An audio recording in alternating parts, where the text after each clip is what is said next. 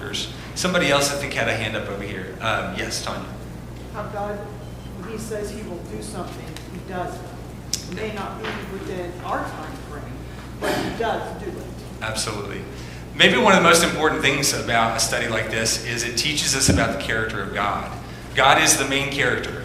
And we'll see that here specifically in Genesis 1 and 2. But because we're going to get into the lives of so many different people, families, nations, things like that, it's really important for us to remember that all of this is God's story. So the things that we learn in his dealings with people as far back as Genesis are going to be the kinds of things that will help us in our dealings with him today. Yeah, very good. Diane, yes, ma'am. My first thought, where my brain went when you asked the question, was it helps us in knowing what to say to quote and unquote Christians who believe in evolution. Okay, good. Because the timeline is, the times of our days is the same now as they were then. Good. And green stuff can't grow without light.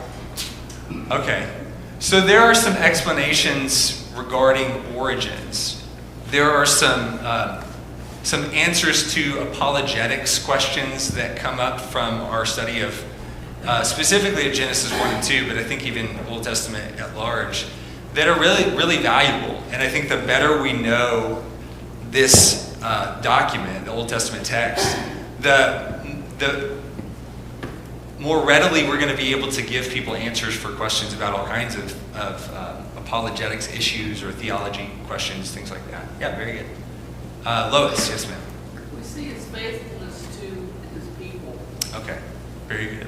So again, kind of going back to Tanya's comment about God's character and learning who he is, which is especially important in light of the fact that he is a spiritual being. He's not here in physical, corporal form today. So how do we get to know someone like that?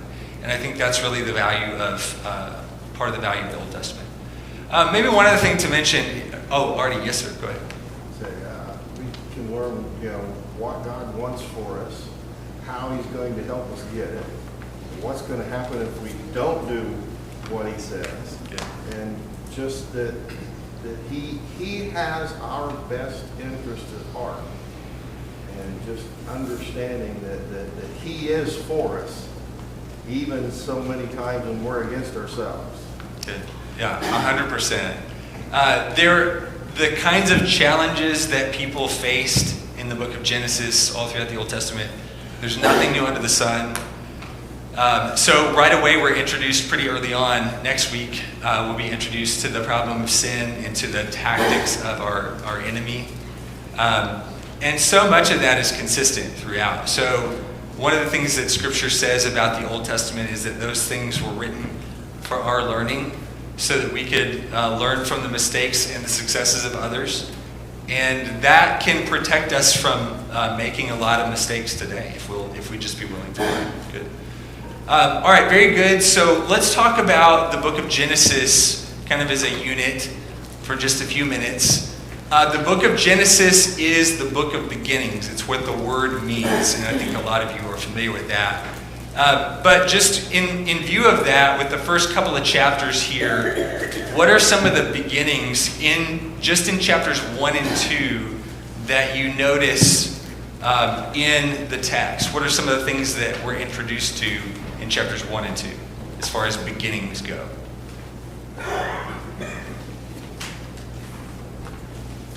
Yes, ma'am, Cindy. This might seem really basic, but we're introduced to God and his power. Okay. Because he speaks it and it happens. Okay, good. So the beginnings of kind of what we know about God's relationship to creation, to the physical realm. Yeah, very good. Scott? Yes, sir. We're also introduced to God in his nature, God the Father, God the Holy Spirit, and of course we know God the Son is there as well, but it's there in Genesis 1. Very good. So God himself, one of the things that we're going to notice about him is that even though we're introduced to him at creation, he's no stranger. He's not a new kid on the block. He's been around for a while. So there's some really important things we learn about God. Very good. Artie, yes, sir. Basically, the beginning of everything as we know it. All right, good. That is a very solid answer, but I'm gonna challenge you guys to be more specific than that. What are some of the things under that umbrella of Artie's comment that we see beginnings of in chapters 1 and 2 specifically? And I'm quickly realizing that we should probably read this a little bit because since it is the first class of a new quarter, not everybody, I don't think you all knew exactly what we were going to cover, or there might have been limited information on that. So we will read a little bit of this. Linda, yes. Right here, that I think he's creating everything before man. Everything is in succession. Okay. Good. So not just the creation of humanity, but to Artie's point, the creation of everything. We're going to look at some of the specifics of that, how that plays out. Other hands. Stan. Right. Yeah, you can see that in the creation, everything wasn't all a bed of roses. Okay. We've got that adversarial condition. Okay, good. So the stage is going to be set for some things to happen, for some things to go south very quickly. We won't jump into that right away in the first 2 chapters. There's at least 2 chapters of, I guess, paradise or whatever you want to call it. But it's not going to be long. Yeah, very good. Ryan? Everything is good. Okay, good. Coming from that, and it's very good. Okay. So, we're looking at one opportunity, as people have been saying, it's a testament of God's nature. Everything He is making is good. We're very good. Excellent. Any other beginnings that you noticed before we continue? Phil, yes, sir. Well, I mean, it's the beginning of man, obviously, but God was setting the stage for man to be able to live. I mean, He put the moon and the sun and set the water and the oceans and the land, vegetation, animals. He put all that in place so man would have a perfect place to live. Very good. So all the details of creation that kind of lead up to the creation of man and woman, and then there's also, within that there's the beginning of, we're going to notice in chapter 2, the beginning of marriage, the beginning of like the family unit or the family dynamic. So all kinds of beginnings there. Very good. Let me say one other thing about Genesis. One key thing to pay attention to over the next several weeks as we go through the book of Genesis is the phrase, the word generations, the phrase, these are the generations of. It's one of the key kind of divisions in the book of Genesis. I think it shows up at least 10 times. And it's basically a way of the author marking time or marking units throughout the book of Genesis. By the way, who's the author of Genesis? Or who's the human writer of Genesis? I'll put it that way. Moses, okay. So think about this as well. Moses is writing the book of Genesis, Exodus, Leviticus, Numbers, Deuteronomy. Moses is the author, the human author of all of those. If you think about when most people generally think Moses wrote those books. It's around the time frame, like the end of the book of Deuteronomy or the book of Deuteronomy. So the idea that Israel as a nation has been birthed in Egypt. They've been delivered out of Egypt through the 10 plagues and through the Red Sea. They've received law at Sinai. They're in this covenant relationship with God. They've broken the covenant for 40 years, and an entire generation has died in the wilderness. And now the new generation is old enough that they are kind of they're the ones who are going to go in and take the land that God promised to them. So that's when Moses writes all of this, that's kind of the context. So here's what I want you to think about as we go through Genesis, not just the material that's on the page, but why would that be so important for God's people on the precipice of the promised land, going in and entering the land, conquering the land, fighting for the land? Why would the text of Genesis, the events of Genesis, be especially important for a group of people at that place in their history? So think about that as we go through. Let's read some from Genesis 1. And I don't really know that there's a good way to break this up. So let's just let's eat the elephant, to borrow my esteemed coworker's phrase. So let's read all of chapter 1, verses 1 through 31. Let me ask for three readers. Could somebody read verses 1 through 8, and then 9 through 19, and 20 through 31? Let's split it up that way. So Cindy, nice and loud, verses 1 through 8, and then who wants to take 9 through 19? Volunteers. Anita, okay. And then 20 through 31, who wants to finish the chapter for us? Let's do Artie. Okay, Cindy, whenever you're ready. Thank you. In the beginning, God created the heavens and the earth. The earth was formless and void, and darkness was over the surface of the deep. And the Spirit of God was moving over the surface of the waters. Then God said, "Let there be light," and there was light. God saw that the light was good, and God separated the light from the darkness. God called the light day, and the darkness he called night. And there was evening, and there was morning, one day. Then God said, "Let there be an expanse in the midst of the waters, and let it separate the waters from the waters." God made the expanse and separated the waters which were below the expanse from the waters which were above the expanse, and it was so. God called the expanse heaven. And there was evening, and there was morning, and the second day. Then God said, "Let the waters below the heavens be gathered into one place, and let the dry land appear." And it was so. God called the dry land earth, and the gathering of the waters he called seas. And God saw that it was good. Then God said, "Let the earth sprout vegetation, plants yielding seed, and fruit trees on the earth bearing fruit after their kind, with seed in them." And it was so. The earth brought forth vegetation, plants yielding seed after their kind, and trees bearing fruit with seed in them after their kind. And God saw that it was good. There was evening, and there was morning, a third day. Then God said, "Let there be lights in the expanse of the heavens to separate the day from the night, and let them be for signs and for seasons, and for days and for years, and let them be for lights in the expanse of the heavens to give light on the earth." And it was so.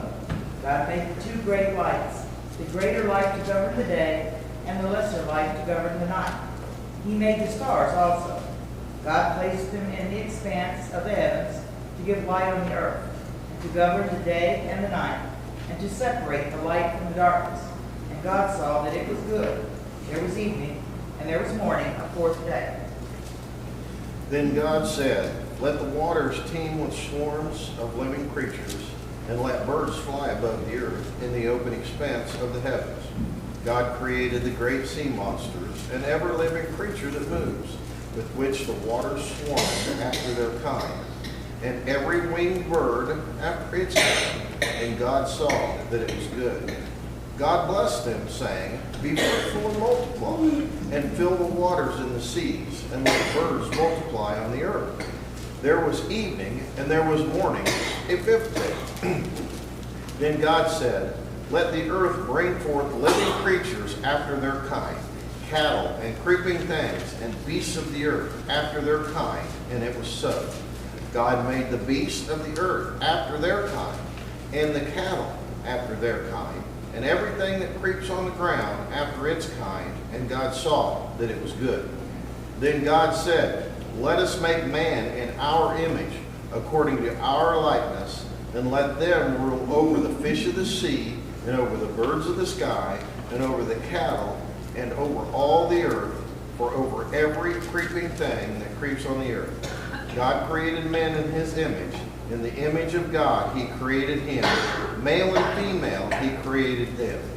God blessed them, and God said to them, "Be fruitful and multiply, and fill the earth, and subdue it, and rule over the fish of the sea, and over the birds of the sky, and over every living thing that moves on the earth."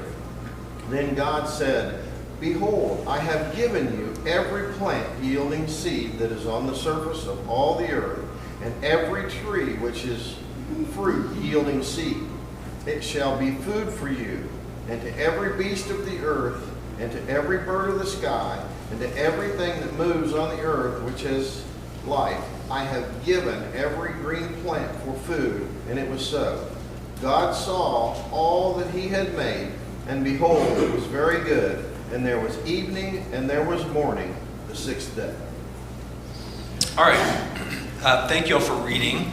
So what I want to focus on in this, I guess for the next 20 minutes for most of the rest of our class, is just this creation account that we have in chapter 1. God could have started the Bible. He could have started Genesis anywhere that he wanted to. Now, I think the beginning makes the most sense to us because that's kind of how we're oriented. It's how we think and how we work. We want to be able to kind of trace things back. But God didn't have to start there. He could have started anywhere. So there's a lot to learn here from the fact that this is where God starts. So what I want to look at with you is not just what God makes, but how he makes it. Because those of you that commented on the importance of learning things about the character of God, I think this is part of what we learn about him. We learn from how he does things and not just what he does. And I think there's some pretty remarkable things here, even just going back to creation, that we learn about God from how he does things. So, do you notice, well, let me just ask a broad question. What stands out to you in this creation, these 6 days? Anita? After their time. After their kind. He repeats it. It's repeated over and over again that, this fish didn't make a monkey. Okay, good. Yeah, so right away, this goes back to, Diane, what you said a little earlier. There are some apologetics.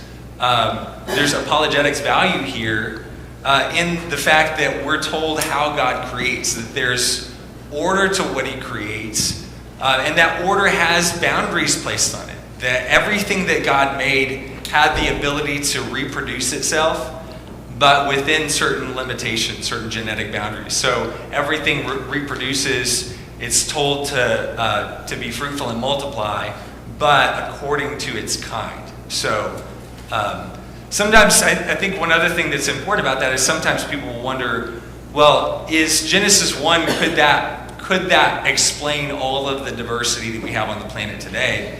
And I think it absolutely can, because that's the paradigm that God works from, is he creates things that are able to multiply according to their kind. And within the genetic code, there is almost an infinite amount of variation.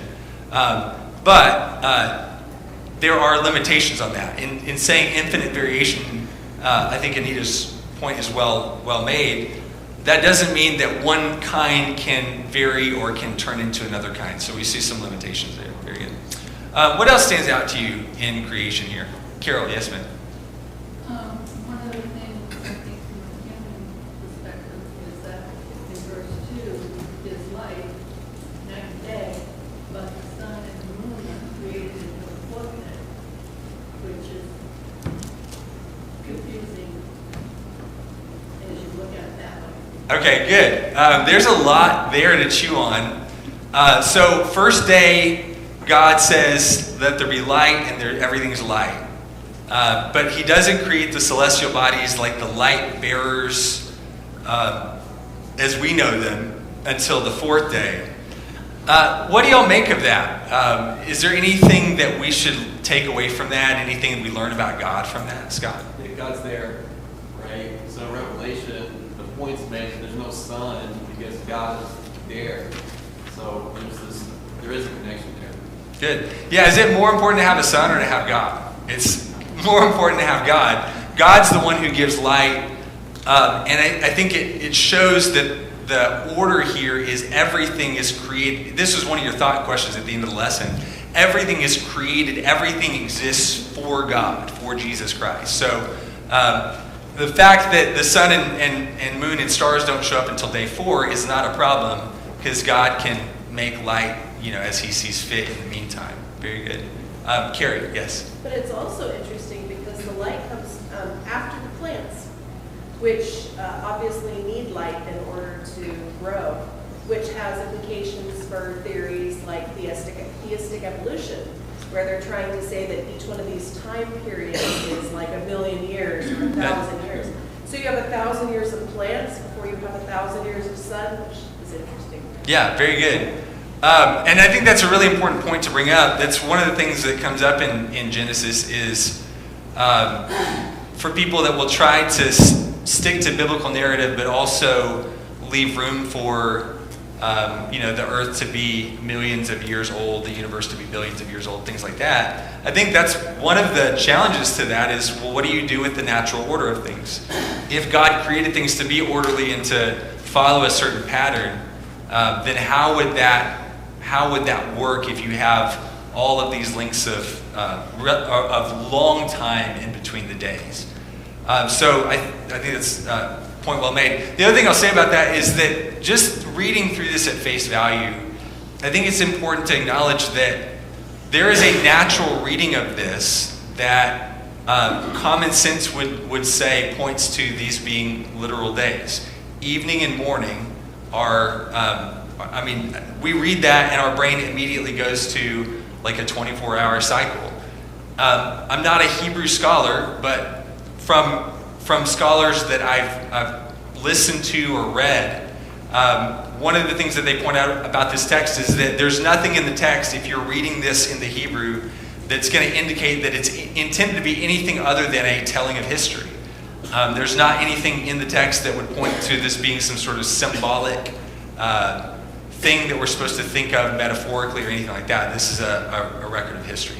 What else stands out to you in creation? I think Lois and Cindy, and then come back to you, Steve. He spoke and it was so. Okay. All it took was his words. Good. Maybe one of the most important things that we learn about God is God's ability to create. And the way that he creates, this goes back to the how, is that he doesn't have to have raw materials. He speaks, and everything that he speaks, that is intentional language throughout chapter 1. God starts by saying something, and then the very thing that he says is the next thing that happens. So think about that not just as a cool description of the 6 days of creation, but think about what that teaches us about the character of God. There is nothing that God cannot do. And all he has to do is say the word. So, you fast forward into our modern context and our lives and the things that we deal with, and it's easy to get so far removed from this that we sort of lose a sense of God's practical ability to change the life of anybody. And I think, first and foremost, this is one of the pictures of God that we always need to remember, is if God can do what he did in Genesis 1, if he can speak into existence everything, there is nothing that he can't do. There is no one whose life can't be touched by him. There is no situation that's too dark or too discouraging that he can't bring light to it. So there are all sorts of implications just from what God does on day one in creation. Cindy, and then Stan. That it was all good. And that includes us. That includes human beings. Right. It was good. So even though we see people that we think are doing evil, which they are, in God's eyes, they're worthy of being saved because he made them good. Good. Yeah, the moral and ethical implications of the first two chapters are weighty. People will ask questions like, well, if the God of the Bible is real, then how do you explain the evil in the world? How do you explain the kinds of things that happen that just are heartbreaking and kind of, they hit us where it hurts? And I think that chapters 1 and 2 chapter 1 particularly gives us a good answer to that. It's not the way that God made things. He didn't build evil into the world. That wasn't a part of what he created. Everything that he created was good. That doesn't enter into the equation until later on, but I think that's important when you look at this from a creator's perspective. Now, it doesn't answer questions about, okay, so where does it come from and why does he allow it? Those are different questions that have answers, good answers. But it at least shows us that he's not, this wasn't part of what he made. So I think that's good. Stan, yes, sir. Very interesting. There in verse 1, it says, he created the heavens and the earth. He's distinguishing between, what's out there and the earth. It's very specific. And it says the earth was waste and void. This is I often wondered about what it really looked like before he separated all the waters and everything. But he made man after all this too, after he separated all this. So it's really for our benefit to show everything that he created, how he did it. Good. Let me just, follow up on that a little bit. Because I think Stan makes a great point that there is a process here to creation. There is an order to it. There's a symmetry to it. What are some of the reasons that might be? You know, if God could speak everything into existence, why does he take 6 days? Or, I'm not trying to, to ask questions that we don't fully have answers to, but do you see anything from the narrative that we learn about God from how he goes through these 6 days, instead of just speaking and everything is the way that it is? Eddie, yes, sir. He's got to set up there as an order to Good. how things end and begin.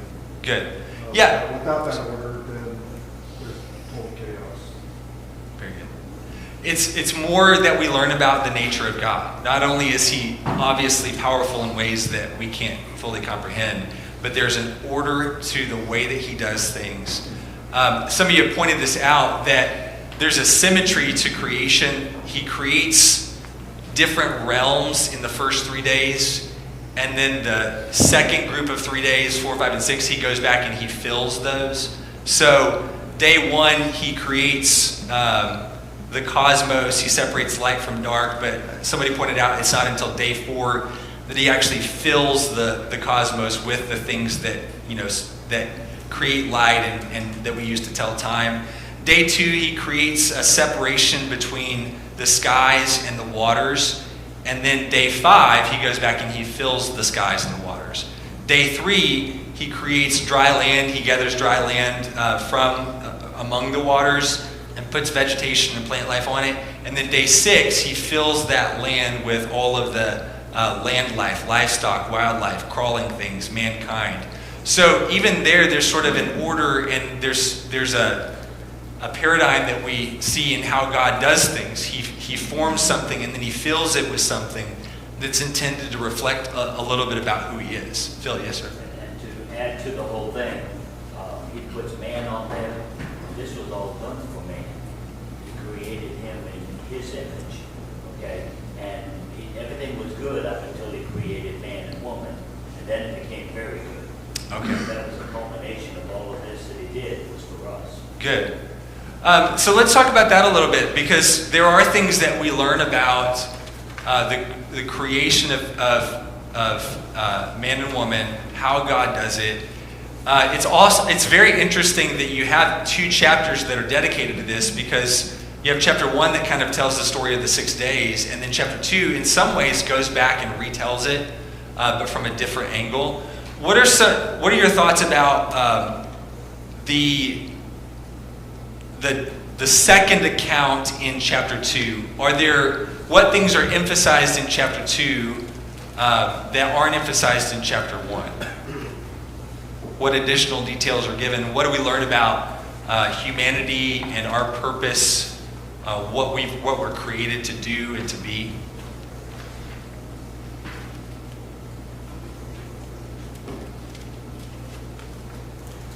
Cindy, yes, ma'am. But it was interesting to me that no short or anything like that was on the earth yet, because God had to send it. Okay. This came up and I thought, I didn't know I could read that again. I thought, oh. Good. So in chapter 2, there are things that we read that puzzle us just from the standpoint of the way the world was different in creation and immediately followed creation. No rain on the planet at that point. Yeah, very good. What else stands out to you? Other observations? Tanya, yes, ma'am. God rested. Okay, that's kind of interesting, right? Why did God need the rest? Let's chew on that a little bit. What do you all think? Why does God rest on the 7th day? Anita? I'm not sure we're understanding rested correctly. Okay. I think rested means completed or has finished it, Good. more than needed to rest because he was tired. Yeah, very good. Yeah, I think that's exactly the idea. It's not that God rested because he needed to take a break and go get some food or, take a nap or whatever, or anything like that. He rested because he was done with the task that he set out to do. I think that teaches us something else about God. When he starts something, he finishes it. God's not going to leave something undone, unfinished, incomplete. So whatever God, right away from Genesis 1, and think about all the implications of this. So many things that we're going to see that God's going to set out doing, even in the book of Genesis, in terms of bringing people to faith, in terms of bringing a nation from a husband and a wife who couldn't have a child naturally, raising up that nation, making promises to them, giving them a land, keeping the promises, ultimately using that nation to bring about the answer to the problem of sin that is going to come onto the scene next week. And everything that God does, he finishes. Everything that he starts, he completes. So I think that's another really important thing we learn about the faith we can have in God, because he does what he says he's going to do. A few hands. Stan and Artie. Yeah, verse 4, chapter 2, these are the generations of the heavens and the earth. Wonder what that means. Good. When you see that phrase, these are the generations of, those of you that have some familiarity with Genesis, where does that phrase usually show up? Like, in what context? When would you see that?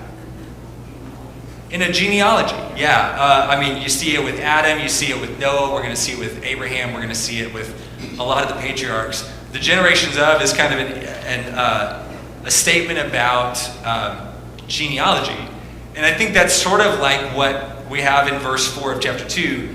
Some versions won't say these are the generations of, they may say record or account, but it's the same word. It's almost like we're being given the genealogy of creation. That we're told where everything comes from, how it got here, where it goes. God, this goes back to the point about how orderly everything was. Very good. Let's talk a little bit more about the purpose of mankind. What did you notice in chapter 2? Anything stand out to you about the reason that God creates man and woman and what we're here for, what's unique about us? Anita? Well, he says right in the text that the shrubs had not come up, that the plants had not come up, and there's been no rain because there wasn't anybody in them. Okay. So we are obviously stewards of the earth. Good. Yeah, there's a lot of responsibility. One of the things that sets humanity apart is that we're given a role of dominion. We're given this role of being caretakers of what God's created. There's responsibility that comes with that. It's interesting that God creates a world that needs tending.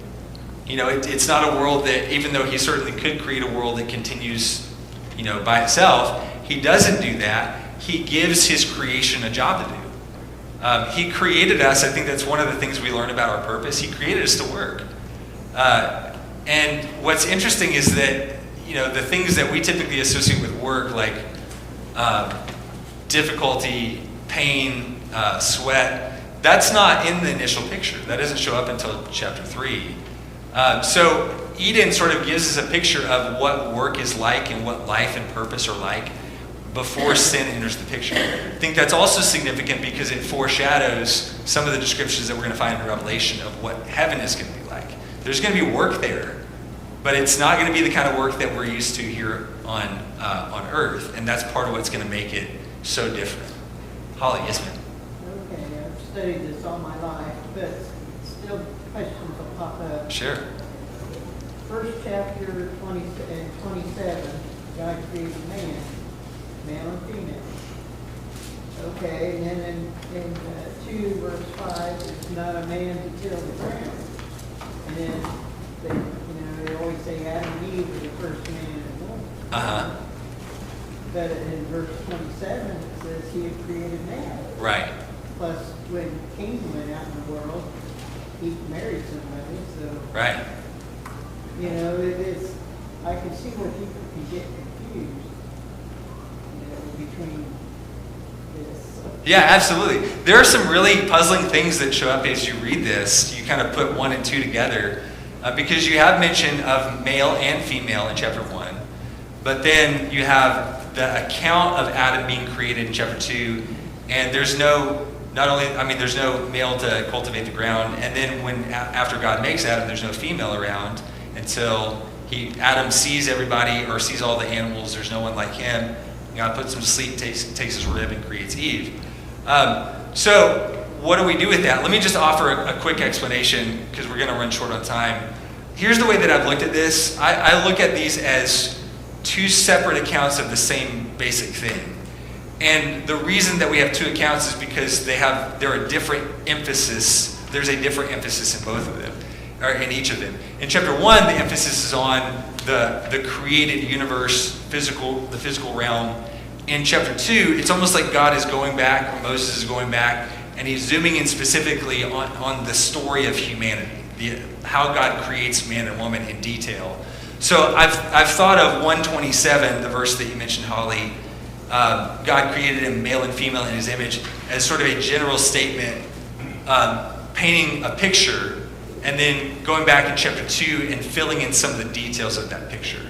That's how I've looked at that. You all may have some different thoughts about that.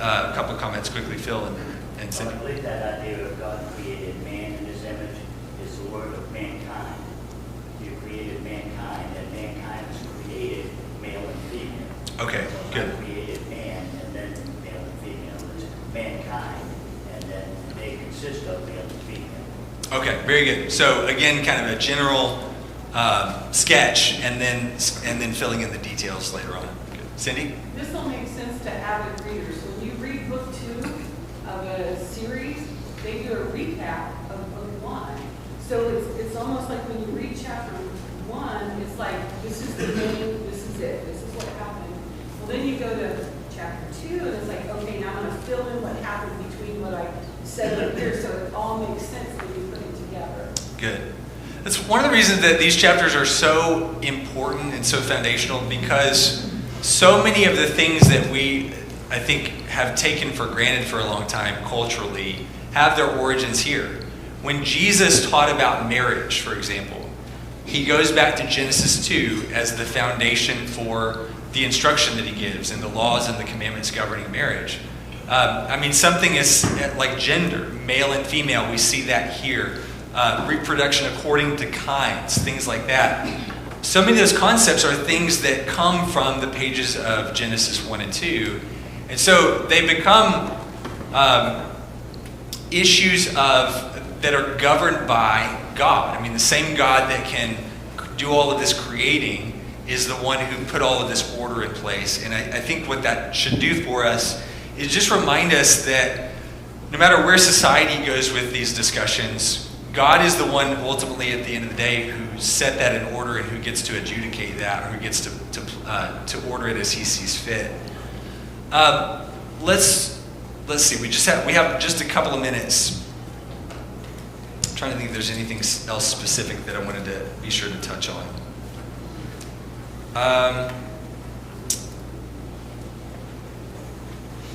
Okay, one thing I'll just mention is, in terms of what I want to do with you each week with this material, at the top of each lesson you have a section called Things to Remember. It's the start of each lesson. That's what I want you to focus on, kind of the main takeaways. And my goal with this, I'm going to try to be consistent, do it every week, is to basically review this each week. So next week I won't be here, but Scott's going to take the class next week. But in 2 weeks, I'm going to do some of this review with you guys. So we'll cover some of the things to remember from the first few lessons. We'll spend a little bit of time every week doing that. We won't go through all of it every week, but just to try to make sure that we have a refresher on that, or if those are things that we are not familiar with, that we have some things to commit to memory. So those will be some of the key takeaways and key things to remember. And we'll stop there for today. Does anybody have any final comments or observations you want to share from the text before we finish? I want to run a rabbit out there. Okay, run it out there. You'll notice everybody's vegetarian at this point. Yeah, that's true. Yeah, God gives plants for food, and that's consistent for animal life and everything. That's going to change when we get to the world after the flood, and we'll start to see some of those changes. But it is interesting just to kind of track that. I mean, no detail in chapters 1 and 2 is insignificant or incidental. I think there's a lot to see there. And some of the details that might seem curious now, kind of make a note of that, and don't be surprised if we see things like that kind of coming up and tying back to those details. Good. All right, for next week, Genesis 3 through 5. So 3 chapters to look over, be familiar with, and ready to talk about in class. Thanks, everybody.